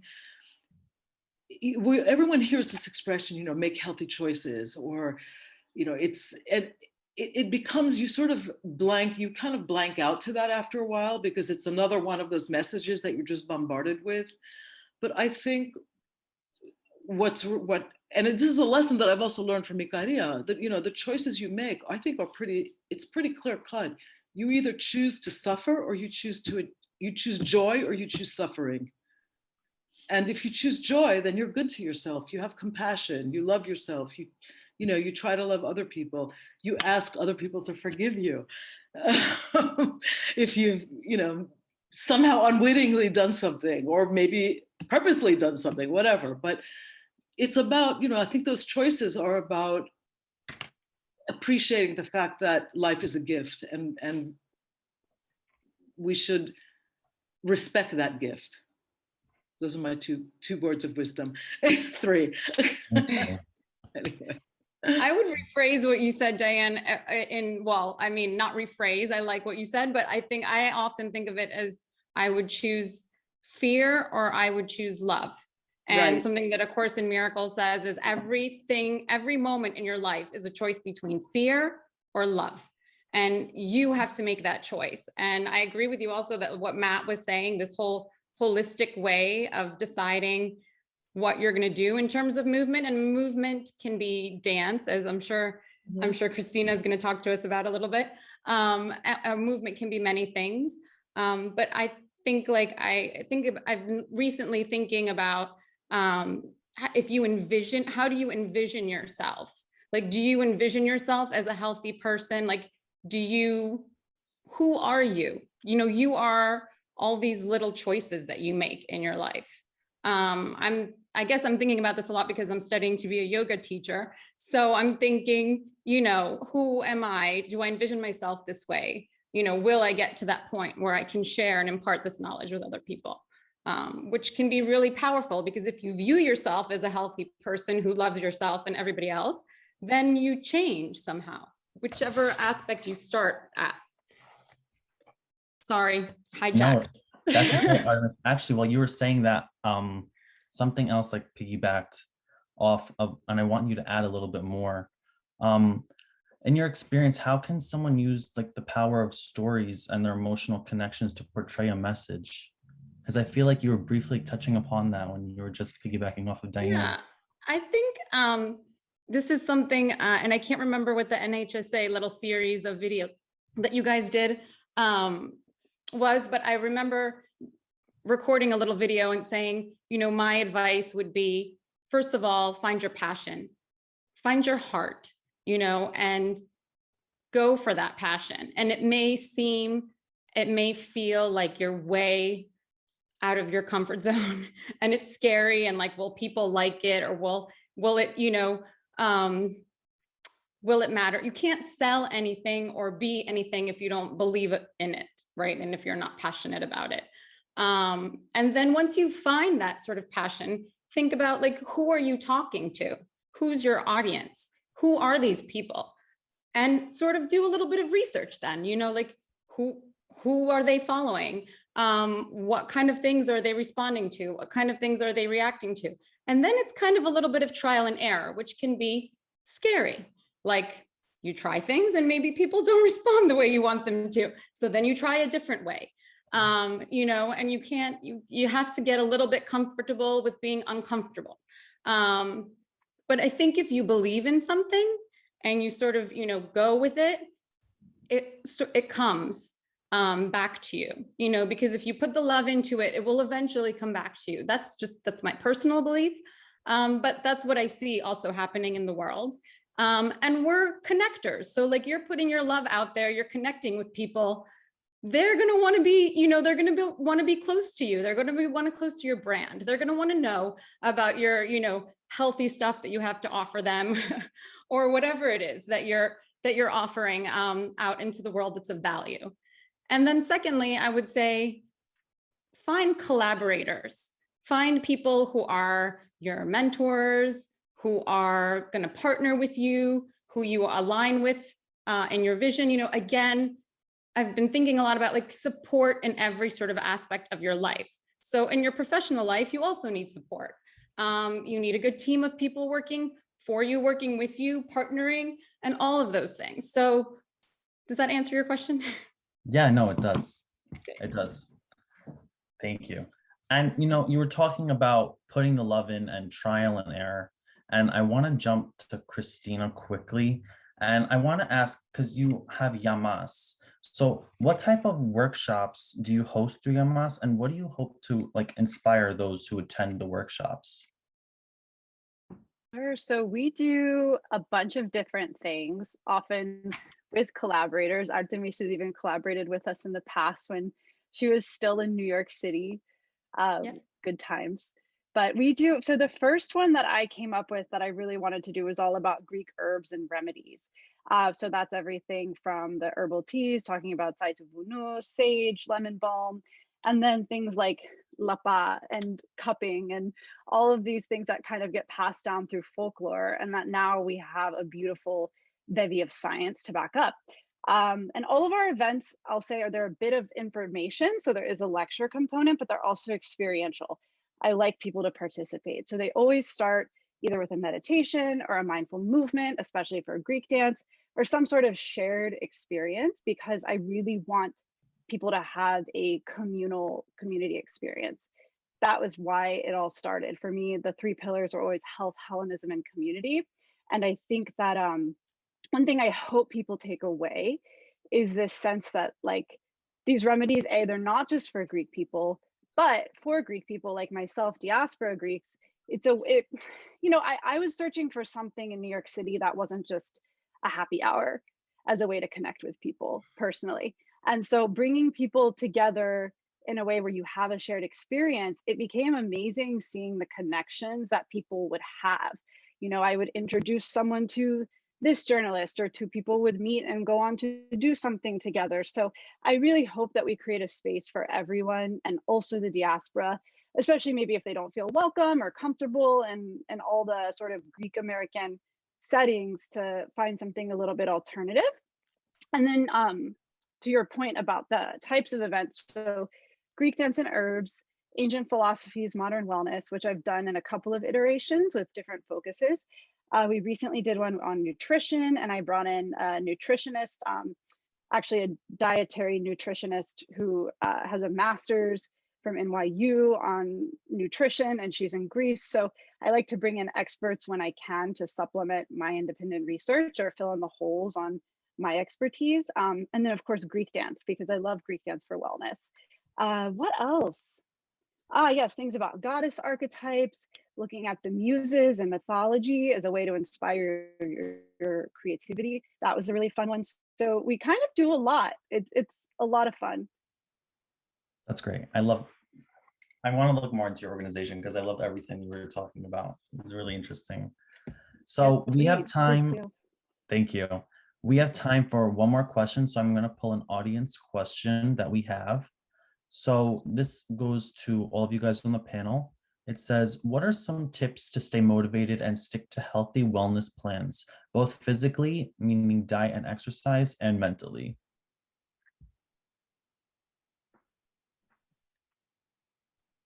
And I feel like this I can is kind of say, I touched think, upon, but yeah, you guys can elaborate a little bit on it.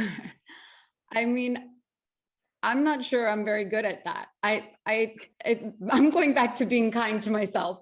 I really try to stick to something. So I try to use like as many tools as possible. Like I have meditation apps on my phone. I have a reminder set in the middle of the day. I love that Yanni made us get up and walk, you know, like I have a reminder set in the middle of the day to do a meditation. I don't always do it, but I have it. Or I like recently, or the beginning of this year, purchased the happiness planner, like where in the morning you write what you're excited about, and at night you write what you were grateful for that day. So it's like a structure, and I have it by my bedside. So, I try to use little tools like that. I can't say, my intention is there, and that's my intrinsic motivation, but I'm not probably disciplined enough. I would love to hear what everyone else has to say. I love what Christina said about daily rituals. I wish I could stick to those every day. So maybe somebody else has some more tips. Yeah, Christina, go ahead. Yeah, so to piggyback off what Artemis said, something that helped me a lot, and just for all the students in the group, I went through a really tough patch in college where I got into a really bad habit of procrastinating. I lost all my habits. And so I feel like I went through the loop of being that really like high performing student to completely losing it all, to then having to, as an adult, reform healthy habits. And something that's helped me a lot is, if you look at the word discipline, it's from disciple, which means to be a student of. And this connects to something that Matt said earlier, is when you're a student of something and you love it and you care about it, you get in touch with that intrinsic motivation, your purpose, your why. Dr. Viktor Frankl, who was in a concentration camp, found a will to live. His story is incredible because he found a why below all the suffering.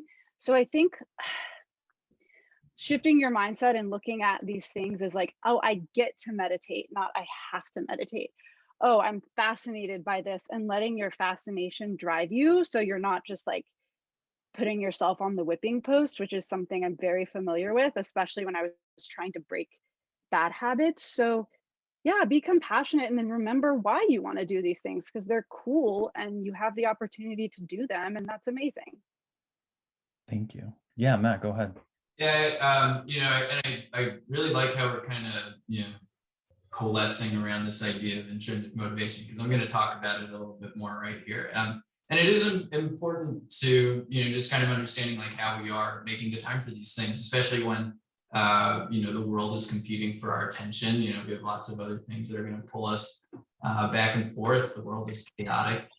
And before I launch into it, I'm just going to let all you guys in on a little industry secret, that unfortunately the secret to achieving your health and fitness goals is not a very dramatic or exciting process, right? It's actually a very gradual, slow process. So identifying your intrinsic motivation to starting to exercise is a really powerful first step, but it is only the first step, right?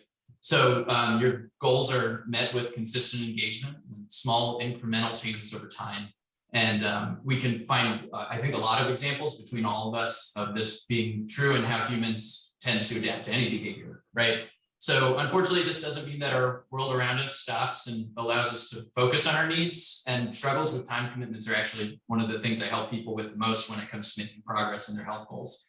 So to tie it back into what we discussed earlier, when our intrinsic motivation to accomplish something is high enough, the time to do it practically reveals itself. So this is how we make time to eat, sleep, take a vacation, finish one more chapter of that book just to find out what happens next. Like you just want to do it, right?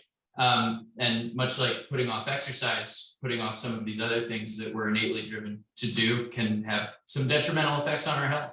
And so building in time for movement should be as natural as building in time for eating and sleeping. And that doesn't mean that people don't struggle with, making time for those things either. These things can be all over the place. They all tie into each other. So that's why it's really important to identify why you want to exercise and how you want to go about doing it.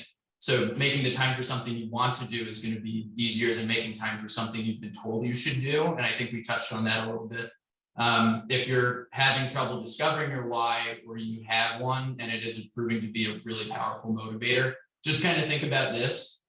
There's 168 hours in a week. I think my math's right on that. And if 2 hours a week is the minimum time requirement that you need to make progress towards your goal, you can absolutely find at least 2 hours to prioritize exercise and your personal health. And just really quick, I want to, kind of tie in some recommendations that I have, so that people can kind of turn that into the right start, right? So start small and make small changes. Your progress is not going to happen overnight. So take some small deliberate steps that make you a little bit better at what you do every day.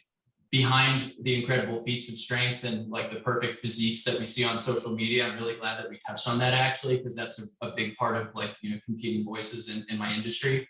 So behind all of those awesome photos that we see of people doing really cool stuff is a really long and arduous process that we are only seeing the results of. So remember that the magic combination of factors that's going to get you to your goals is consistency and time. Second is do your research. So if you're going to embark on this by yourself, have information on your side. Be honest with yourself about why you want to make a change in your life, and then find the best way for you as an individual to achieve that change.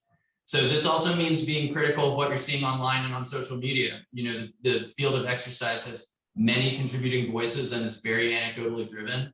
And so doing the same routine as somebody else, like doing my routines, that's probably not going to get you the same results. Exercise selection should be specific to you and appropriate for the individual in question and assist in achieving their personal goal, right? And then finally, work with a personal trainer for some extended period of time, at least once in your life. It's important to find somebody that you trust and who has your best interests at heart. Your relationship to anyone who's going to lead you to make better choices and build strong habits that consider your health and wellness are pretty valuable people to have in your life. Nowadays, you can still engage with fitness professionals in person or virtually. I've been doing a lot of virtual sessions, but just make sure that you guys are both in a position to give each other your full attention. This is a process that is worth paying attention to, and all those steps are really important to helping you become healthier. So I'm gonna step down off the soapbox. Thank you, guys. Thank you. All right, guys, thank you so much for being here today on this panel. I answered so many great questions, and I think we're all taking something home with us today. But one more thank you, and I'm going to hand it back to our MCs, Yanni and Antti. Thank you for having us. Thank you. Thank you, Yorgo, and our distinguished panelists here. I know that I learned so much from that, and I took a lot of it to heart. I'm actually now standing. I have a adjustable desk. I was sitting before. If any of you want to get one, this is a RIF 6 model. It's fantastic. Get your legs up and not always sit down all the time. So I think that I learned a thing or two, I would say, from what we just heard. En Aristevin, Homer, Anthropos Metron, Protagoras, Gnothi se afton, bracket, Delphic maxim. Evrika, Archimedes, pan metron ariston, Cleobulus. The Greeks have pursued education and higher learning as a means to elevate the soul for millennia. Fantastic organizations like NHSA, the Ariston Foundation, Pan-Hellenic Scholarship Foundation, Alpha Omega, and so many more create just the best containers to support our current and future generations of scholars. In honor of Ariston Foundation's 10-year anniversary, and in recognition of the third year Ariston and NHSA have collaborated to provide academic scholarships to students of Hellenic descent, our next panel will discuss the importance of scholarships in the Hellenic community. With us, we have, first and foremost, Robert A. Buer. Mr. Buer is the chairman of the board of directors of the Pan-Hellenic Scholarship Foundation. Mr. Buer is an accomplished businessman with more than 3 decades of experience in banking, investment banking, retail sales, and real estate development. Since 1997, he has served as president of Open Pantry Food Marts Incorporated. Mr. Buer earned his MBA and undergraduate degree from the University of Wisconsin-Madison. Go Badgers! He resides in Lake Forest, Illinois with his wife, Violetta, and they are the parents of 2 adult children, Eunice and Constantine. Welcome, Mr. Bueller. And I would also like to welcome at this point, Ms. Nancy Savage, who is a communications professional with experience across a wide spectrum of fields, including journalism, public policy, speech writing, and political advocacy. Her over 3 decades of writing skills have been honed in the fast-paced world of Capitol Hill, serving as editor-in-chief of one of the nation's largest ethnic weekly newspapers. Under the auspices of the Alpha Omega Council, Mrs. Savage is the founder and executive director of the Peter Agris Memorial Scholarship, which has provided grants totaling more than $600,000 to aspiring journalists and media representatives. I myself am a recipient of the Peter Agris Memorial Scholarship, a recognition which motivated me to do my best in the field of media, so I'm particularly happy to have you join us today.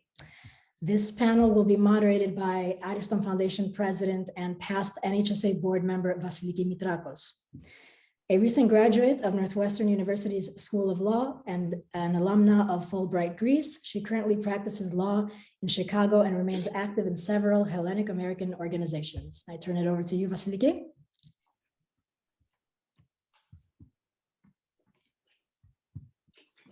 All right, there we go. Now I'm unmuted. Hello, thank you, and welcome everyone. Thank you, Anthi and Yanni, for the introduction. I'm very honored to have Mr. Robert Bueller and Ms. Nancy Agris-Savage with me today. So jumping right in, because I know we're running a little bit late. Mr. Bueller, I would like to start with you. As the chairman of the board of the Pan-Hellenic Scholarship Foundation, you steer the largest Diaspora scholarship organization in the US. To date, PHSF has provided over 3.5 million in scholarships to over 550 students in nearly 2 decades. Can you share with us how being a recipient of a Pan-Hellenic scholarship is much more than receiving a monetary award? That's a great question. First of all, if I could just take a step back, I thought the panelists prior really did a superb job. I closed my camera and I was doing push-ups in between. Very hard to do with a tie, a little risky, but got me going. And also, this is a pleasure to be asked to be a part of this NHSA panel, because NHSA are such amazing, amazing young professionals. My first question every Pan-Hellenic gala is NHSA please coming as volunteers again this year, because we need them so desperately. And you do such a wonderful job for us, and you help so many in the community. You're an outstanding organization of exceptional young adults, just top quality. NHSA is quality, period. So we're delighted to be working with you. To your question, right, scholarships can be easy, but they can also, but if you're going to, I think, have a full impact with a scholarship, you have to, like anything, kind of go deeper. So when Chris Tamaris basically began this foundation, he smartly set up an academic committee, and he smartly decided to have attendees, recipients, come to a very formal gala. And the reason for that was he thought that they would be in life leaders, and that they would have to learn how to, interact with and dress appropriately at sophisticated events, and no better way to start them when they're young. So those two things are really very clever that we have kept up with, and we will keep up with. We decided, though, to go beyond just providing a check, which is what Chris did, $10,000 for needs-based, $2,500 for non-needs-based. Nobody knows who's who. But we decided to begin to create classes. So we had the class of 16, the class of 17, the class of 18, just like college classes. And that class became pretty tight because we changed it to a full weekend event. Recipients would come Friday. We would go to Holland and Knight, a large law firm, and have a reception. They would begin to interact with board members and advisory board members. They would see, big city law firm and really enjoy that, go out and have some fun that night. The next day, we added a mentoring luncheon. And the mentoring luncheon was designed to pick 9 students around a table with a very key mentor. And we had about 12 mentors, 12 tables, 120 students. So mentoring was a very large addition that we added, and I'll be happy to cover that in a little bit as well.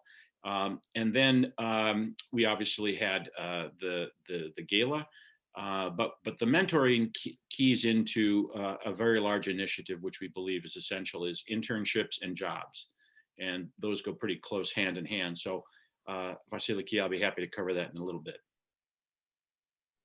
All right. Sorry, there's an issue with muting and unmuting myself. But yes, thank you, Mr. Gila, for mentioning that. Turning to the accomplishments of the Peter Agris Memorial Scholarship Program, I would like to highlight that over $600,000, as we mentioned, in scholarships have been awarded during the last 29 years to students of Hellenic descent, but primarily with a focus on journalism. Ms. Savage, please tell us more about the Peter Agris Memorial Scholarship and why you emphasize supporting students specifically in this field. Well, I would also like to thank you both for inviting me to be a member of this panel today. I agree, the previous panel was fantastic. I've watched Diane Gila for years. It was really fun watching her in a more casual setting. I'm also very honored to be on with Mr. Bueller today. I knew Chris very, very well, covered him for the Hellenic Chronicle for many, many years, and that you run a great program. I was thrilled to see that in your class of 2020, my godchild, Alexia Kovatsis, took my advice and applied for the scholarship and was a recipient. So thank you as a proud Nuna. I appreciate that. We do have, I was listening to you describe your program, and we certainly have, there are a lot of similarities. We don't enjoy the lovely cash flow that you do. We're on a smaller basis here in New England, but we've done pretty well for ourselves. We were at one point when we started 29 years ago, the largest private ethnic scholarship in America. $5,000 was a pretty good chunk of change 29 years ago to give to a young person. Our reason for being takes a little bit more personal and directed path, I think, than the Pan-Hellenic scholarships. My late father, Peter Agris, was the founder of the Hellenic Chronicle. At 24 years old, he approached the late Archbishop Yakovos, and who was still a parish priest here in Boston at the time. And he said, I want to start a newspaper for first generation Greek Americans, not one that would contribute to bringing news from Greece and from Cyprus about what's happening in Greek politics, but more directed at how can we keep first-generation Greek Americans from across the country in touch with each other as they're assimilating and becoming American citizens? How do we balance preserving the culture and our faith in the United States, holding true to those things while we embrace being Americans? We're not Greeks. I was not born in Greece, but I'm a proud Greek American. So that was the basis on which the Hellenic Chronicle kind of started off on a different front than a lot of the other newspapers that had preceded it. It was for 50 years the largest ethnic weekly in America. And unfortunately, my father developed cancer at a very young age, at the age of 60, and passed pretty quickly. I was working on Capitol Hill at the time for the House Foreign Affairs Committee, and I made the decision to leave that position and that career and come back and take over the newspaper, which keeping that part of his legacy going was great, but I wanted to keep it going in a more personal way. And he believed so much in education. He believed passionately about his career as a journalist. So I kind of married the two. And the third aspect that helped us was he had been the founder of the Alpha Omega Council of New England, which started in 1976 and was founded on the basis, again, of assimilating Greek Americans. It was not your cafeteria club in America to sit around and talk Greek politics. It was one of the first professional organization of Greek Americans. And so it's still around today. We're about to celebrate our 45th anniversary.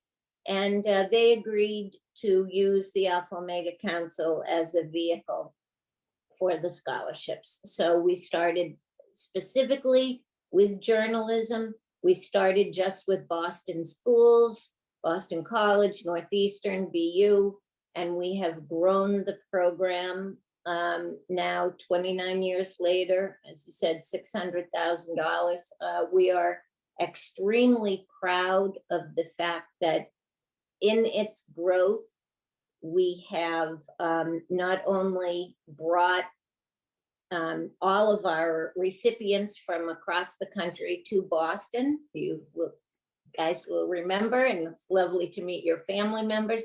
We do also invite parents, and they come to Boston for the weekend. They receive, again, the money, as Mr. Bueller mentioned.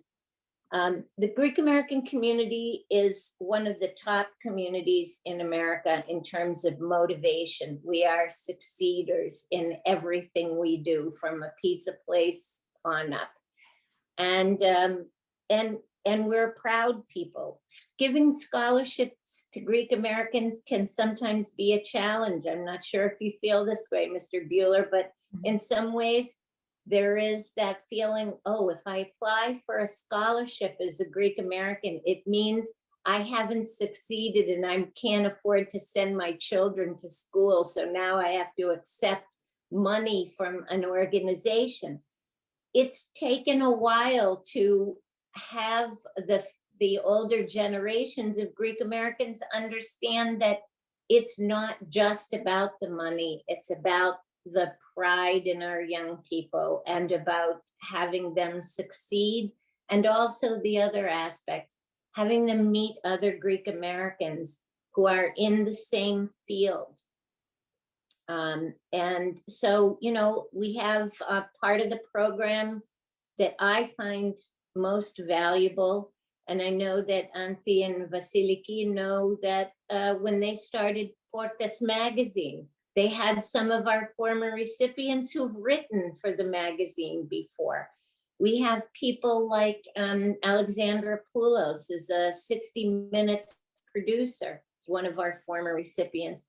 I don't know how many young people have gone to her and to Marina Landis at CNN and said, I want to go to New York.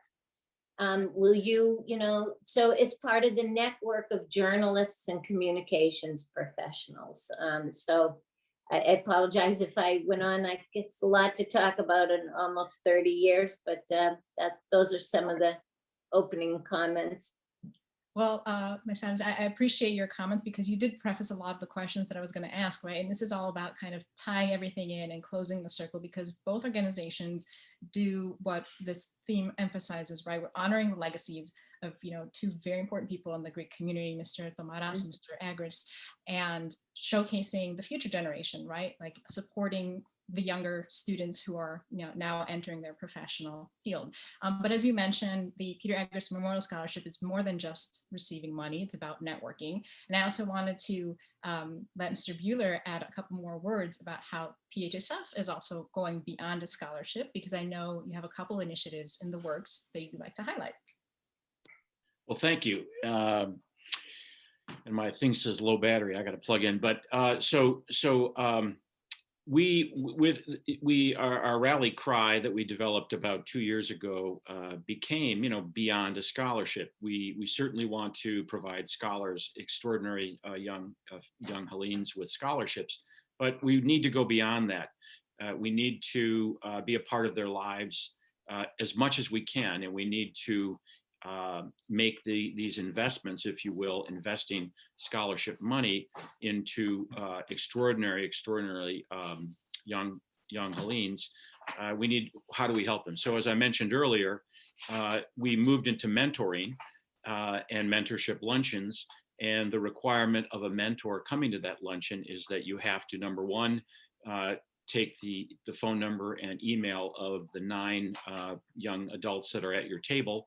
And those are Panhellenic scholars, and they're non-Panhellenic scholars. They're just young Hellenes in the area that come to our luncheon. So if you want to talk to a lawyer, you want to talk to private equity, you want to talk to medical, we pick the very, very best. And if they don't agree that they have time to properly follow up with these young adults, then we just say, we'll find another one.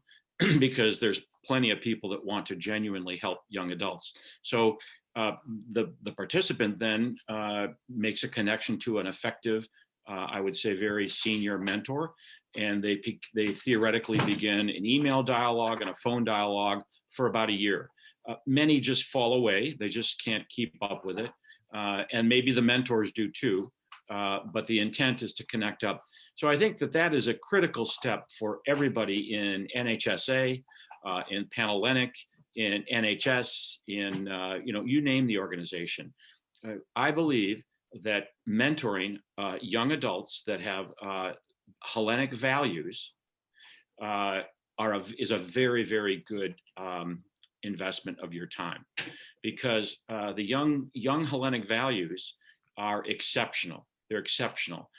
Employers long to have young adults come into their firm or come into their company or come into their private equity, whatever, that have high standards, high ethics, high integrity. They protect their family's name and reputation. They have faith, and they're very hardworking, and they know sort of the immigrant struggle pretty closely.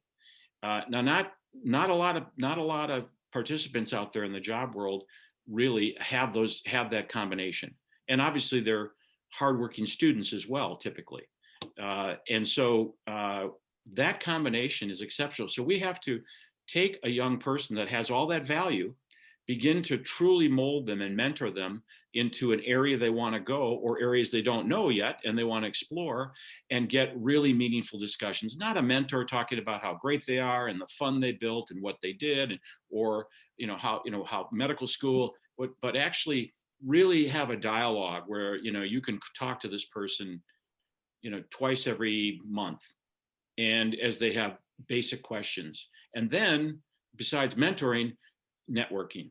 I mean, if you have an effective mentor, you have an effective networker. So this person can network and get you, they're either 1 or 2 phone calls away from the institution you would like to go work in. And that leads into our internships. So if I'm a mentor and somebody wants to get into investment banking, when I was in the world of investment banking, I may not have the main contact, but I have maybe the second contact. And that could be in banking. I just helped somebody get into PNC bank by knowing the president, just in a relationship, and they got in as an intern. So that's not a big deal. It's just an easy connection, but all of the young adults need those connections. So I would say, as Greeks and Philhellenes, as Diane said, there's Greeks and there's those wannabe Greeks. I'm the wannabe Greeks. And I think that that connection is really our duty to do a good job for you, get you into a good internship minimally, and internships lead to very good jobs typically, or a good internship can lead to another place where you want to go to a good job. They'll say, oh, you were at Winston Strawn or you were at Mayor Brown and Platt and you really want to go to Kirkland. Okay, then that's just a matter of a couple phone calls. So the truth is, jobs are all about networking and who you know, and a person strongly recommending you. And that we feel the Panhellenic can do for the Panhellenic. And we also welcome to do it for all the participants in our mentoring event. Fortunately, with the virtual gala last year, and there'll be another virtual gala, small commercial, June 19th, we'll have a virtual gala. And that day, June 19th, around noon, we will have another virtual mentoring. Last year, I think we were up to about 150, 180 people tagged in. They then broke out into different rooms. We hope to take that to 250, not just Panhellenic, alumni and scholars, but everybody that wants to be a part of that. And then, those scholars, those mentors have a responsibility. You can't just talk. You got to take some time and use your email and connect. So. Right. And so before we head into our breakout rooms, we're actually going to, help create these networks that you're talking about. I just wanted to ask Ms. Savage very quickly and point out that you have also been a chairperson of a scholarship program at St. Demetrius Church in Weston, Massachusetts. And as someone who's had so many years of experience in running scholarship organizations, what advice, very quickly, would you provide to young professionals and young organizations like our own who want to sort of follow in your footsteps and support younger generations and run our own small scholarship programs? Well, thank you. I appreciate this. I want to kind of respond to your question, also respond to a few of the things that Mr. Bueller mentioned, because, there's another aspect for us in giving scholarships. 29 years ago in this community, most of us were married to Greeks. Most of us came from 2 Greek American parents or 2 Greek born parents. Nowadays, we're giving scholarships to very, very, very different applicants. At the beginning, I have an 8-member committee I chair. Initially, one of our criteria was Greek heritage, demonstrated Greek heritage. Okay, well, 30 years ago, demonstrated Greek heritage was your grandparents came from Greece, your parents were born in Greece, or they were both Greek. Perfect pedigree. Now that's not happening. And there became a debate in our committee. Okay, what if you get this kid, they're off to NYU graduate school, Columbia Graduate School of Journalism, phenomenal candidate, phenomenal resume.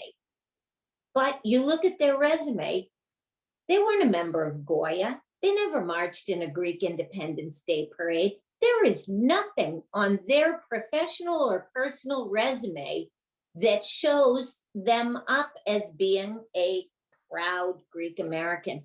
What do we do now? There's a real dichotomy. Here's a kid who can say, okay, one grandparent came from Greece. How many years ago? They're dead. I was raised in the Catholic Church by a non-Greek mother, but my father was Greek.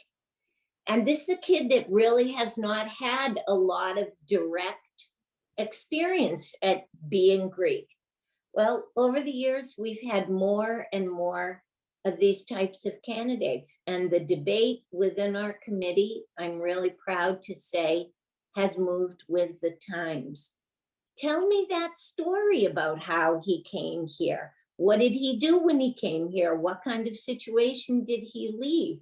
And then they come to research it. And then we bring them to Boston for a weekend, and they're surrounded by strangers clapping for them and mentoring, offering help, mentoring them, being proud of them, wanting them to be part of a network. And these kids are blown away. And the next thing you know, they're applying for a semester abroad in Greece. They're applying to Greek year abroad, you know, working in these programs.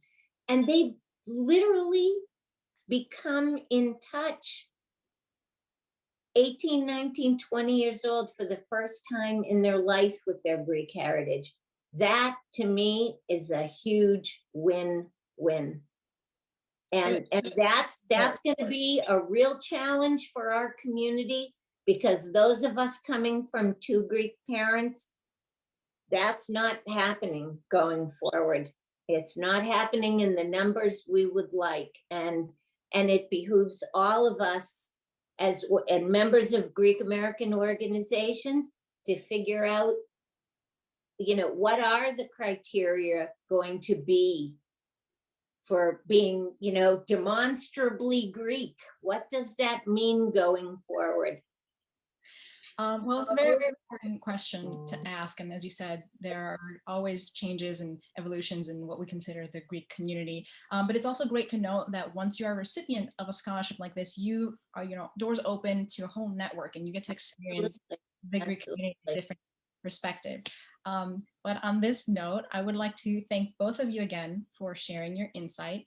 And as a quick reminder to our audience, the Ariston NHSA scholarship is currently open and will run through May 15th. So eligible students, please do look into it and apply. We're happy to know we have an extra scholarship this year in honor of our 10-year anniversary, as well as the Bicentennial. And also for students who are eligible under the PHSF scholarship and the Peter Agger scholarship, please keep them in mind for next year. If you're a young professional who's no longer in school and unfortunately can't apply to scholarships, I do encourage you to actually support an organization of your choice so that we can continue this legacy, right, of all types of scholarship organizations and support the next generation. So on that note, thank you again, Mr. Buehler, and thank you again, Ms. Agger-Savage. I'm Thea and Yanni. I will let you guys take it away. Thank you, Vasiliki. Thank you, Mr. Buehler and Ms. Agger-Savage. So Mrs. Angelopoulos Daskalaki earlier today talked about celebration in all centers of Hellenism. I am proud to be a part of an organization that is a center for Philhellenism around the continent. I want to continue to draw on some of our fantastic quotes from our speakers as we wrap up this afternoon. Today, we discussed Hellenistic values, principles, and education. As we improve ourselves as individuals and disciples through self-expression, we pursue these goals because we have feelings of pride for being Greek, Cypriot, and members of the diaspora in Canada and America. Members of the NHSA and all guests, we are succeeders in everything we do. Continue to take advantage of the very strong relationships Greece and Cyprus have fostered with North America, and always choose love and joy. A hearty thank you and goodbye from me as I turn it over to my co-MC, Anthi. Thank you, Yanni. Very well stated. On behalf of the National Hellenic Student Association of North America, I would like to extend a heartfelt thanks to you all, both presenters and guests, for joining us today in our celebration of educational scholarships, health and well-being, and the 200-year anniversary of the launch of the Hellenic War of Independence, an event that shaped history and our modern world. And now I turn it over to NHSA Vice President Georgios for closing remarks. Thank you, Anthi. Hi, everyone. So before we get into our closing remarks and the breakout rooms, we are going to announce the 5 convention t-shirt winners. So throughout the convention, your names have been spun on a wheel randomly. And if you're here listening now, that means you were eligible to have been selected. After I announce the winners, please message us using the chat with your email address. So without further ado, please forgive me if I mispronounce any of your names.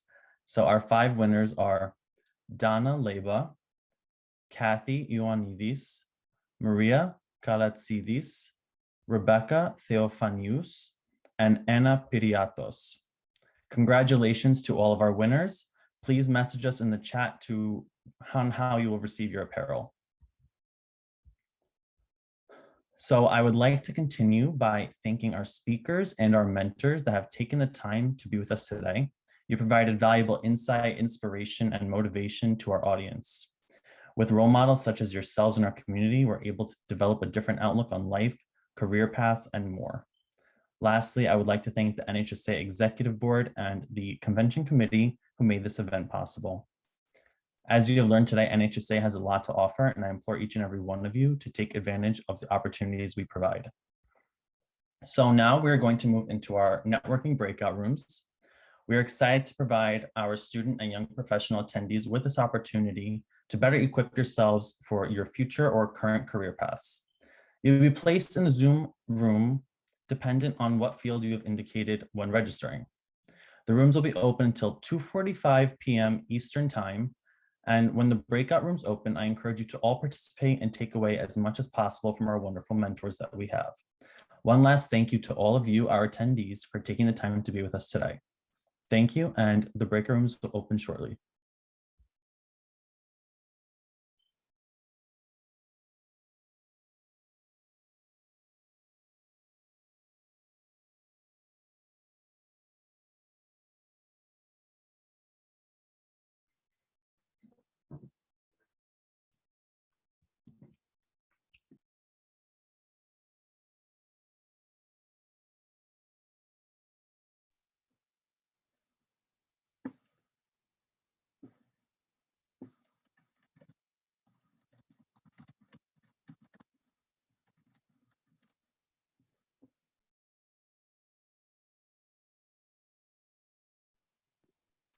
If you were not assigned a room, you can click on the breakout rooms at the bottom of the screen, and you can select where you would like to be placed.